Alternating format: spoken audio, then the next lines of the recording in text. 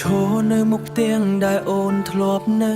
ចាំសំឡេងអូនហៅឈ្មោះបងតែពេលនេះមានតែភាពស្ងួនបងតែពេលនេះមានតែភាពស្ងប់ស្ងាត់នឹងចិត្តបងដែលពោពេញដោយកំហុងបងដឹងបងខំធ្ងន់ណាស់ដែលធ្វើឲ្យអូនយំរាល់យប់បងមិនសុំឲ្យអូនត្រឡប់បងមិនសុំឲ្យអូនត្រឡប់តែសុំឱកាសនិយាយបន្តិចបងចង់ជួបអូនសុំទោសអូនបានទេមិនយូរទេ5នាទីប៉ុណ្ណោះឲ្យបងនិយាយអ្វីនៅក្នុងចិត្ត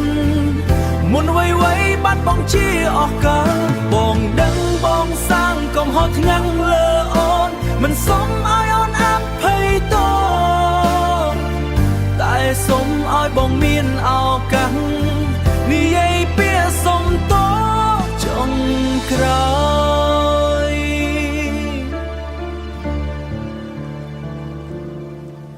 រាល់ពាក្យអូនដែលធ្លាប់ព្រមាន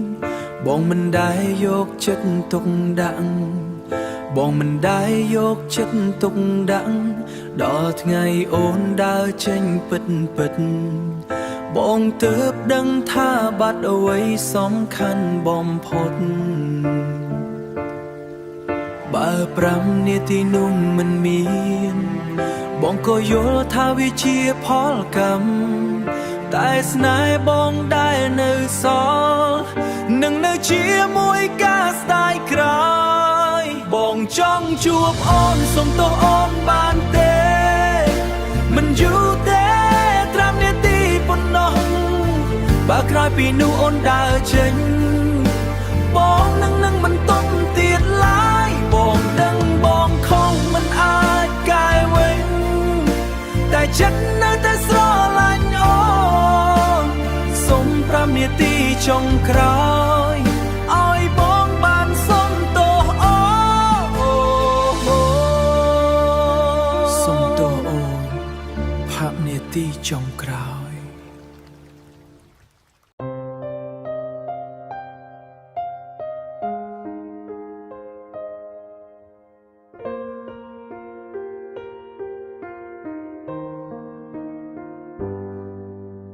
បងមិនល្អដូចអ្វី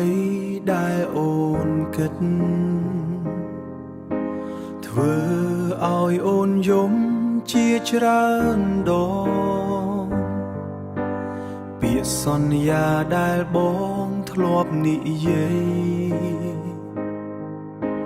คล้ายជារឿងដែលបងមិនអាចរក្សាថ្ងៃនេះបងទើបយល់ថាបងបាត់អ្វីមានតម្លៃមនុស្សម្នាក់ដែលស្រឡាញ់បងពិតបងវិញធ្វើឲ្យអូនឈឺចាប់បងសន្យានឹងកែប្រែ